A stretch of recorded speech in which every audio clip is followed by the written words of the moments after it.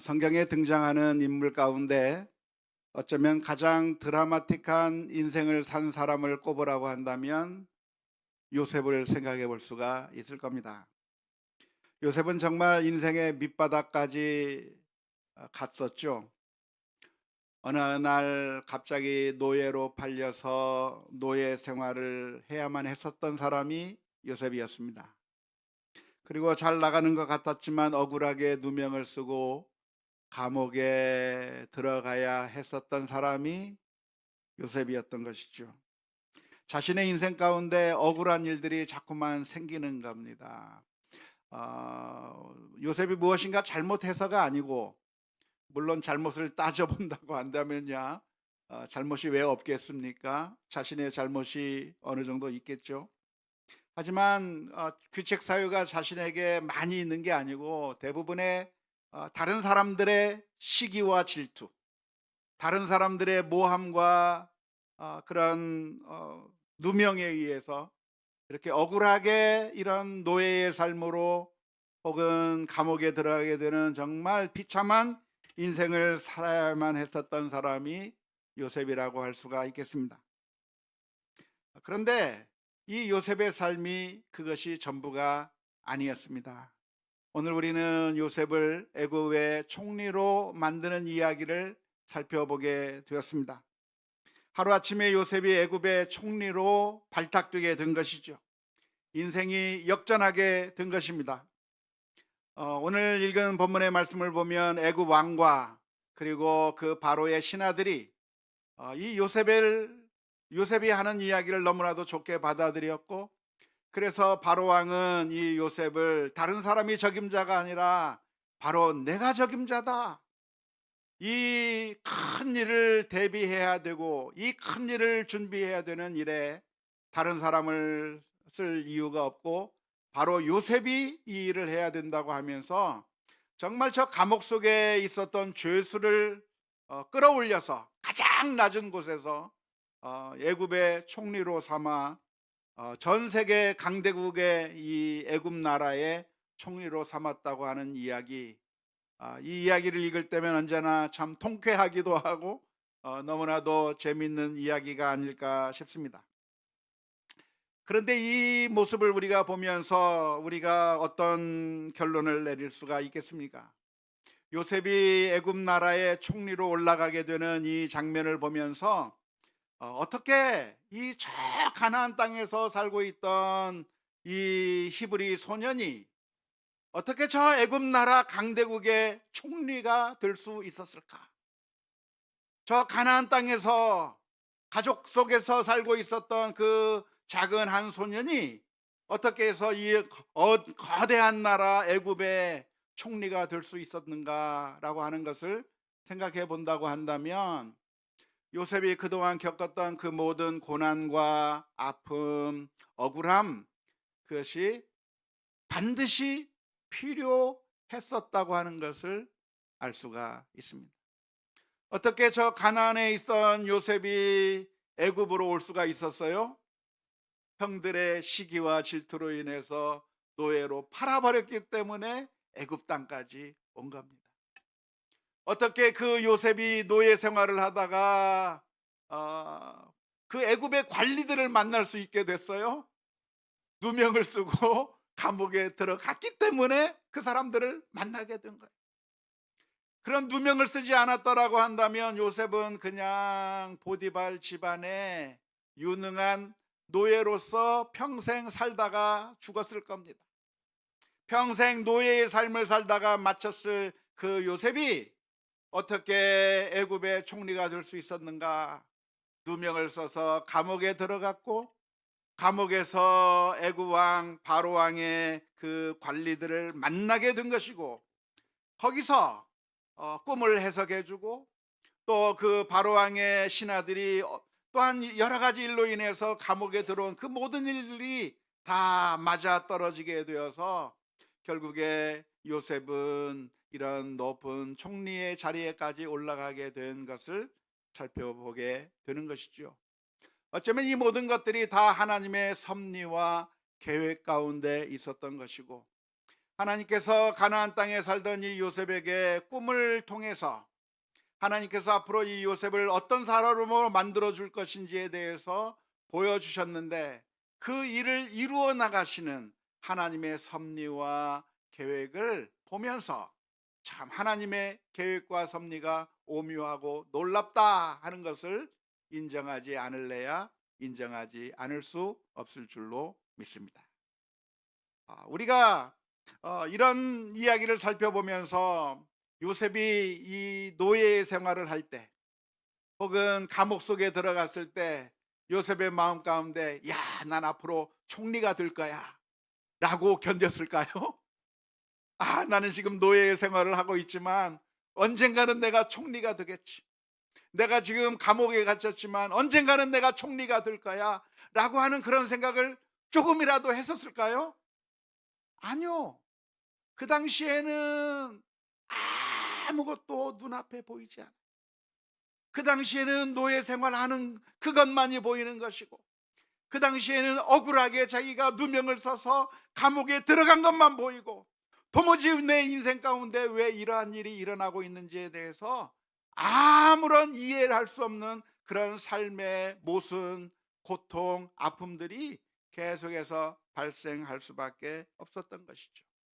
하지만 나중에 보니까 바로왕이 자기를 들어 써서 애굽의 총리로 삼는 그 경험을 보면서 지금까지 내가 살아왔던 그 모든 삶의 궤적들이 우연이 아니었구나.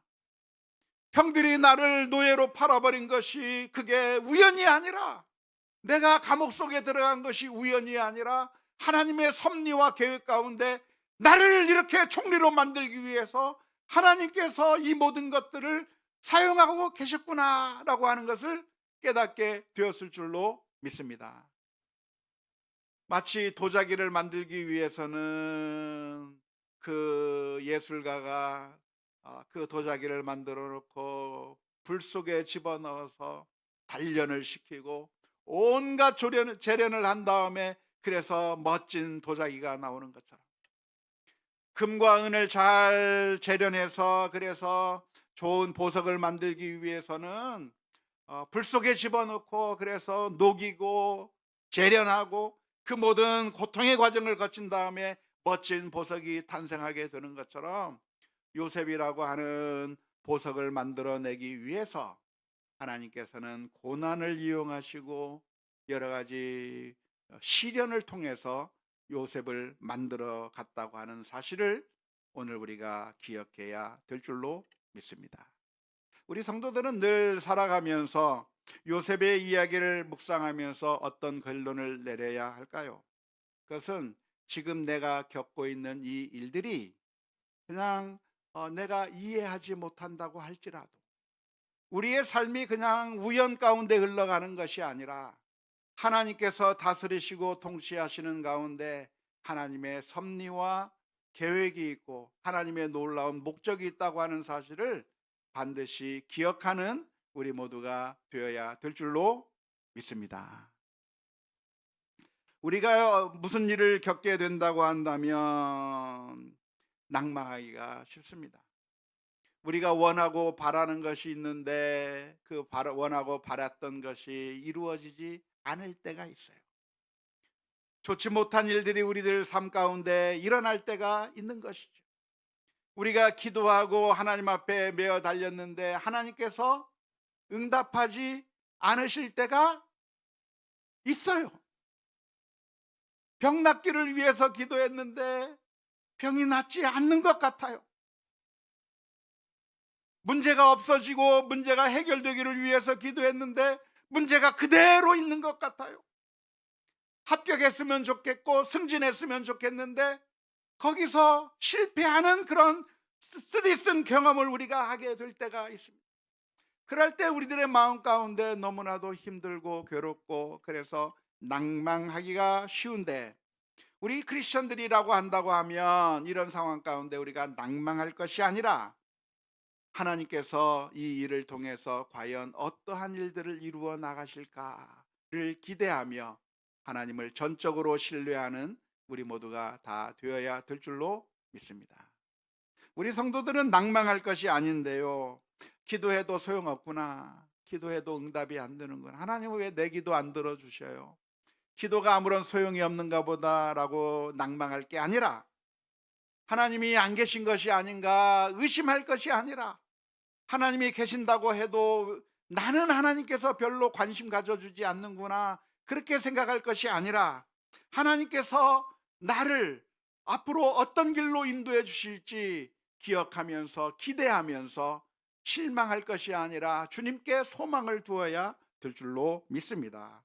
왜 우리는 낭망하지 말아야 됩니까? 왜냐하면 하나님께서 과연 우리를 어떻게 만들어 나가실런지 아무도 알 수 없기 때문에 그런 것이죠.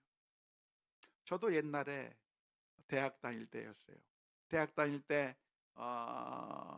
학교에 대학을 가니까 좋더라고요. 학교 대학에 가니까 여학생도 있어요. 고등학교 다닐 때는 남학생들만 같이 공부를 했는데, 대학에 가니까 자매들이 있어요. 그래 가지고 어떤 자매를 만나게 됐어요. 그래서 자매를 만나 가지고 사귀게 됐는데, 제가 마음이 많이 끌리더라고요. 왜? 이뻤냐면 별로 안 이뻤는데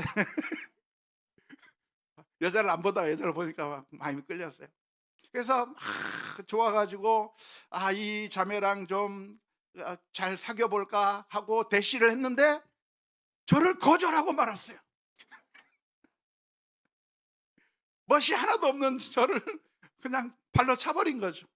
그래 가지고 제가 시무룩해 가지고 참 낭망스러워 가지고 가만히 있는데, 어느 날 교수님께서 저를 보시면서 "야, 너 국진아, 너 왜 얼굴이 이렇게 시무룩하냐? 너 무슨 어떻게 된 거냐?" 하고 물었어요. 그래서 "교수님, 사실은 어쩌고 저쩌고 해서 헤어졌어요." 그랬더니 우리 교수님께서 하시는 말씀이 "잘 됐다." 그러는 거예요. 교수님께서 하시는 말씀이 "잘 됐다. 축하한다." 그러시면서 하시는 말씀이, 하나님께서 너를 위해서 얼마나 좋은 여자를 준비해 줬는지 네가 곧 알게 될 것이다. 그렇게 됐나요? 그렇게 된 것 같습니다. 그래서 저는 그 당시는 그 말이 이해가 되지 않고, 교수님이 하는 말씀이 도무지 이해가 되지 않았지만, 그런데 나중에 보니까 하나님의 섭리와 계획이 어디에 있는가, 나중에 보니까 이해가 되어서, 그다음부터는 제가 사람들을 만나고 우리 젊은이들 가운데 이렇게 상담도 해 주고 하는데, 우리 이제 교회 이제 청년들 막 사귀다가 헤어지기도 하고 막, 그래서 막 저하고 상담하는 경우가 생겼는데요. 그래서 어떤 한 사람이 와서 제게 막 얘기를 하는 거예요. 그래서 막 눈물 쭉쭉 흘리면서, 목사님, 막 눈물 흘리고 그러길래 제가 뭐라고 한 줄 알아요? "잘 됐다. 축하한다." 위로가 하나도 안 되는 것 같더라고요.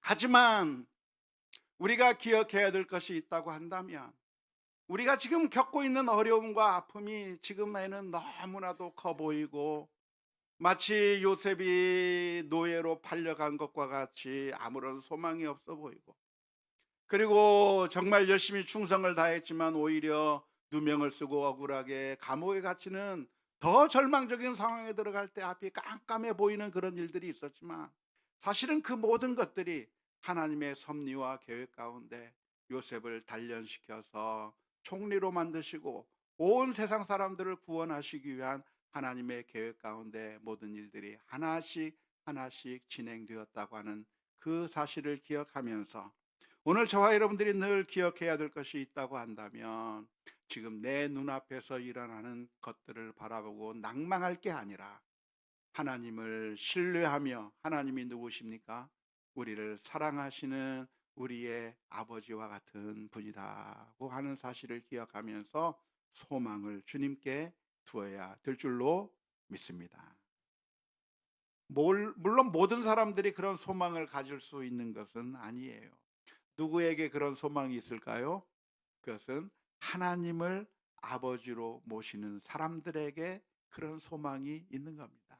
로마서 8장 28절의 말씀 가운데서 이렇게 표현하고 있습니다. 우리가 알거니와 하나님을 사랑하는 자 곧 그 뜻대로 부르심을 입은 자들에게는 모든 것이 합력하여 선을 이루느니라. 모든 사람들이 다 그렇다는 게 아니에요. 하나님을 아버지로 두고 있는 사람, 하나님이 나의 아버지인 사람은, 그래서 하나님이 우리를 사랑하시고 하나님의 보호하심을 받는 우리들은 모든 것이 합력하여 선을 이루게 될 것인데, 좋은 일들, 잘 나가는 일들, 우리의 생각에 정말 좋은 일들만, 그것들만 좋은 결과를 빚어지는 것이 아니라 우리들이 만나는 그 모든 일을 통해서 하나님께서는 결국 악도 선을 만드시고 슬픔도 기쁨으로 만드시고 하나님께서 모든 것을 합력하여 선을 이루신다고 하는 사실을 기억하며 주님께 소망을 두어야 될 줄로 믿습니다. 예수님께서는 누가복음 18장의 말씀을 통해서 과부와 재판관의 비유를 말씀해 주시면서 우리로 하여금 낭망하지 말라고 교훈을 해 주셨습니다. 너희는 낭망하지 말라. 예수님께서 낭망하지 말라고 말씀하셨을 때 왜 낭망하지 말라고 하셨을까요?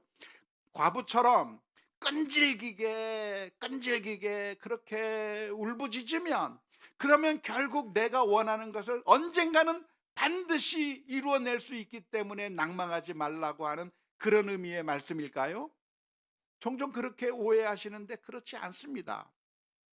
주님께서 이 과부와 재판관의 비유를 말씀하시면서 우리로 하여금 낭망하지 말라고 말씀하시는 것은, 왜 낭망하지 말라고 하냐면 하나님이 재판관과 같은 사람이 아니기 때문에 그래요. 불의한 재판관은 누굽니까? 불의한 재판관은 이 과부를 들떠보지도 아니하고 이 과부의 간청을 외면해버리고 들어주려고 생각도 아니하고 겨우 귀찮아서 겨우 응답해주는 그런 불의한 재판관이 있는데, 하나님은 어떤 하나님이에요? 불의한 재판관과 같은 하나님이 아니라 우리를 사랑하사 하나밖에 없는 아들을 십자가에 내어주시기까지 사랑해 주신 사랑이 많으신 아버지시기 때문에 그 하나님을 볼 때 낭망하지 말라는 거예요. 하나님이 우리에게 응답해 주시든 응답해 주시지 않든 그 모든 것이 하나님의 뜻 가운데서 하나님이 우리를 사랑하시기 때문에 하시는 것이니까, 그 어떠한 상황에 들어간다고 할지라도 결국에는 하나님의 선하신 뜻이 이루어질 수 있다고 하는 사실을 기억하면서 우리가 낭망하는 것이 아니라 하나님 앞에 신뢰하며 나아가야 될 줄로 믿습니다. 우리가 만일 기도한다고 한다면 하나님께서 우리가 기도한 대로 응답해 주실까요? 주시지 않으실까요? 그 질문에 대한 대답은 yes and no입니다. 우리가 기도하면 하나님께서 기도에 응답해 주십니다. 어떤 의미에서 그렇죠? 하나님이 우리의 부모님과 같은 분이시기 때문에 그래요. 만일 우리 자녀들이 부모님에게 와서 아빠 이거 해줘, 엄마 이거 해줘 하면 아빠 엄마가 싫어 안 해줘, 그럴 부모가 있나요? 아니요. 다 해주고 싶어요. 다 해주고 싶어요. 자녀들이기 때문에 자녀들을 위해서라고 한다면 다 해주고 싶어요. 우리 아이들이 학교에서 돌아오면 배가 고플 것 같아서 말하지 않아도 뭘 준비하고 있어요? 간식 준비하고 있어요. 떡볶이를 좋아하면 떡볶이 만들고 오뎅도 만들고 피자도 주문해 주기도 하고 치킨도 주문해 주기도 하고, 우리 아이들이 배불리게 먹게 하기 위해서 정말 좋은 것을 다 해주고 싶은 거예요. 그게 부모의 마음인 것처럼 우리 자녀들이 아빠를 향해서 아빠 오늘 회사 갔다 돌아올 때 올 때 꼭 아이스크림 사와, 그러면 아빠의 마음 가운데 밖에 있으면서 그 목소리가 잊혀지지 않는 거예요. 내가 집에 돌아갈 때 아이스크림을 꼭 사갖고 가야지. 이 아이가 이 아이스크림을 받고 좋아할 걸 생각하면서, 그래서 그거 하나 생각하고 집에 돌아갈 때 꼭 바빠도 아이스크림 사가지고 돌아와서 아이에게 주고 싶은 마음이 있는 게, 그게 부모의 마음이잖아요. 하나님이 어떤 하나님이신가? 불의한 재판관처럼 안 들어주려고 하고 귀찮아서 귀 막아버리고 들어줘도 겨우 귀찮아서 들어주는 그런 하나님이 아니라 하나님은 우리를 사랑하는 아버지와 같은 부모님과 같은 하나님이시기 때문에 우리가 기도하면 하나님께서 구하라 그러면 주실 것이요, 우리가 하나님 앞에 엎드리면 하나님께서 응답해 주신다고 하는, 그래서 우리가 기도하면 들어주신다고 하는 사실을 분명하게 기억해야 될 줄로 믿습니다. 그런데 동시에 우리가 기도하면 기도한 대로 그대로 들어주시냐 하면 또 아니에요. 어떤 의미에서는 아닙니까? 그것은 우리 하나님은 장사꾼이 아니기 때문에 그런 거죠. 장사꾼은 우리가 무엇을 돈 주고 사면 우리가 그것으로 선한 일을 할지 악한 일을 할지 따져보고 물건을 팝니까? 그냥 줍니까? 그냥 줘요. 칼을 사면 이 칼로 맛있는 요리를 할지 아니면 이 칼을 들고 가서 강도짓을 할지, 공룡 장난감을 사면 이 공룡 장난감으로 애들하고 같이 놀려고 이걸 살지 아니면 공룡 장난감 가지고 강도짓을 하려고 그걸 살지, 그걸 따지지 않고 그냥 팔아버리는 것이 장사꾼의 목적이에요. 하지만 하나님은 어떤 하나님이신가? 우리 부모님과 같은 하나님이셔서 우리에게 유익한가 유익하지 않는가를 따지시는 것이죠. 당뇨로 고생하고 있는 아이가 있다고 한다면 이 아이에게 단 것을 주지 않는 거예요. 이것이 과연 우리들에게 유익한가 유익하지 않는가를 따져서, 그래서 우리에게 가장 좋은 것으로 주시는 하나님이시기 때문에 때로는 하나님께서 응답해 주시지 않는 것인데, 응답을 해 주시든 응답을 해 주시지 않든 그 하나님은 어떤 하나님이신가?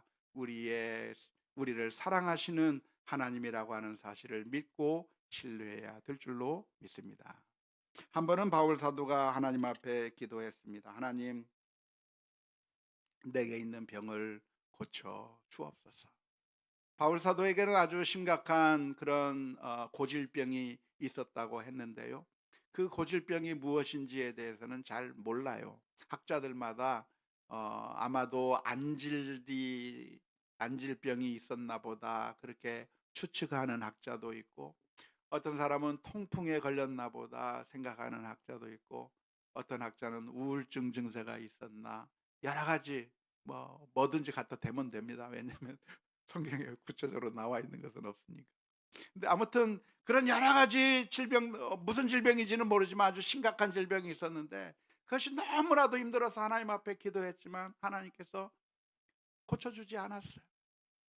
그 이야기를 고린도후서 12장 7절에서부터 10절 말씀 가운데 이렇게 기록하고 있습니다.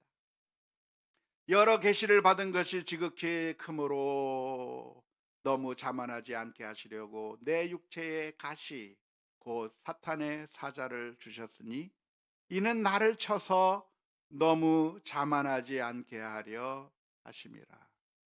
이것이 내게서 떠나가게 하기 위하여 내가 3번 주께 간구하였더니 나에게 이르시기를 내 은혜가 내게 족하도다. 이는 내 능력이 약한 데서 온전하여짐이라 하신지라. 그러므로 도리어 크게 기뻐함으로 나의 여러 약한 것들에 대하여 자랑하리니 이는 그리스도의 능력이 내게 머물게 하려 함이라. 그러므로 내가 그리스도를 위하여 약한 것들과 능욕과 궁핍과 박해와 공고를 기뻐하노니 이는 내가 약한 그때에 강함이라. 바울 사도가 정말 엄청난 것을 경험한 거잖아요. 하나님을 만난 것이고 계시를 받은 것이고, 또 바울 사도가 사람들을 고치기도 하고 엄청난 기적들을 행했는데 정작 자신의 몸이 질병으로 인하여 고통을 받고 있는데 그 이유가 무엇이었는가? 하나님께서 들려주시는 말씀이 너무 교만하지 아니하도록 겸손하게 하나님만 의지하도록 하나님의 선하신 뜻에 따라 고쳐주지 아니하셨다는 것이죠. 그래서 오늘 우리가 이 이야기를 보면서 우리가 낭망하지 말아야 되는 것입니다. 우리의 삶 가운데 요셉처럼 여러 가지 힘들고 어려운 일들을 만난다고 할지라도 우리가 그 상황에서는 하나님의 뜻이 무엇인지 몰라요. 그래서 우리가 좀 결과를 알면 좀 견디기가 쉽잖아요. 어, 내가 노예로 팔려가도 조금만 기다리면 내가 총리가 될 거야. 알면 견딜 힘이 있을까요, 없을까요? 있어요. 내가 감옥에 가기는 가지만 조금만 있으면 내가 총리가 될 거야. 견딜 수 있는 힘이 있어요, 없어요? 있어요. 어떤 사장님이, 회장님이 자기 자녀를 말단 직원으로 집어넣어도 기쁘게 일할 수 있어요, 없어요? 있어요. 왜? 우리 아버지가, 우리 부모님이 나를 훈련시켜서 나를 후계자로 삼으려고 하는구나. 견딜 수 있는 힘이 있어요. 그런데 우리는 그걸 잘 모르는 거예요. 지금 내 눈앞에 일어나는 일들만이 보이기 때문에 과연 하나님께서 나를 어떤 길로 인도해 주실지, 어떠한 방향으로 틀지 모르기 때문에 우리는 늘 불안하기도 하지만, 그런 상황 가운데서 우리가 이해하지 못한다고 할지라도 낭망할 것이 아니라 내 생각과 하나님의 뜻이, 하나님의 생각이 다르다고 하는 사실을 인정하며 인내하고 감사하며 오히려 담대하게 믿음으로 승리해 나가야 될 줄로 믿습니다. 이사야서 55장 8절 9절 말씀에 이렇게 말씀하십니다. 이는 내 생각이 너희의 생각과 다르며 내 길은 너희의 길과 다름이니라. 여호와의 말씀이니라. 이는 하늘이 땅보다 높음 같이 내 길은 너희의 길보다 높으며 내 생각은 너희의 생각보다 높음이니라. 우리 생각은 어떻게 됐으면 좋겠어요? 병이 금방 나았으면 좋겠어요. 우리의 생각은 어떻게 됐으면 좋겠어요? 합격도 하고 승진도 하고 일이 잘 풀렸으면 좋겠어요. 우리의 생각은 어땠으면 좋겠어요? 복권이라도 당첨돼 가지고 돈이 많이 있었으면 좋겠어요. 모든 것들을 다 잘 나갔으면 좋겠어요. 그러면 더 복음을 더 잘 전할 수 있고, 그러면 모든 일들이 술술 잘 풀릴 것 같고, 그것이 우리들의 생각인데 하나님의 생각은 우리들의 생각과 다르다. 얼마나 다른가? 하늘과 땅 차이만큼의 차이가 있어서 우리가 그것을 다 이해할 수 없지만, 우리가 믿음으로 하나님에 대한 신뢰를 하면서 하나님이 누구신가, 우리를 사랑하시는 하나님이라고 하는 사실을 기억하면서 인내하며 나아가야 될 줄로 믿습니다. 언제 우리는 하나님의 뜻을 깨닫게 될까요? 요셉의 경우는 총리가 됐을 때 깨달았어요. 우리에게도 이런 때가 올 수 있을까요? 인생 역전이 생길 때가 있을까요? 어쩌면 우리가 이 세상에서 요셉과 같이 그렇게 완벽하게 인생의 역전이 되는 것을 경험하지 못할 수도 있어요. 하나님의 뜻이 어디에 있는지 우리는 모르기 때문에 과연 하나님께서 우리를 어떻게 인도해 주시는지 모르지만, 그러나 우리는 신뢰하며 나가야 되는 것이고, 우리가 언제 확실하게 알 수 있어요? 하나님 앞에 서게 될 때 알게 되는 것이죠. 그래서 고린도전서 13장 12절 말씀에서는 이렇게 말씀하는 겁니다. 우리가 지금은 거울로 보는 것 같이 희미하나 그때는 얼굴과 얼굴을 대하여 볼 것이요 지금은 내가 부분적으로 하나 그때는 주께서 나를 아신 것 같이 내가 온전히 알리라. 요즘 거울이 아니고 옛날 거울입니다. 요즘 거울은 돋보기 거울이 있어가지고 불도 켜지고 해가지고 얼굴에 있는 잡티까지 그냥 생생하게 보이잖아요. 그런데 그 당시 거울은 뭐 청동기로 만들고 막 그래가지고 희미하게 자신의 모습만 어렴풋하게 보이는 거울처럼 보는 것처럼, 그렇게 우리가 이해하는 것이 그렇게 잘 하나님의 뜻을 잘 이해하지 못해요. 우리가 고난 가운데 있을 때, 실패 가운데 있을 때, 어려운 일이 닥칠 때 우리들의 삶 가운데 그 하나님의 뜻이 무엇인가 다 이해할 수 없지만, 그러나 우리가 하나님 앞에 서게 되는 그날, 하나님의 뜻이 이것이었구나. 하나님이 나를 이렇게 훈련시키고 단련시키셔서 이렇게 사용하시려고 하는구나 라고 하는 사실을 깨닫게 될 줄로 믿습니다. 원하기는 우리의 지금 상황이 요셉과 같이 노예 시절의 요셉, 감옥 시절의 요셉과 같은 상황을 만난다고 할지라도 그리고 우리들의 눈에는 그 결과가 보이지 않는다고 할지라도 지금 이 순간에 하나님을 믿고 신뢰하면서 하나밖에 없는 그 아들을 십자가에 내어주신 주님의 은총을 늘 마음속에 기억하며 담대하게 믿음으로 일어서는 우리 모두가 다 될 수 있기를 주님의 이름으로 축원합니다. 우리 함께 같이 찬양했습니다.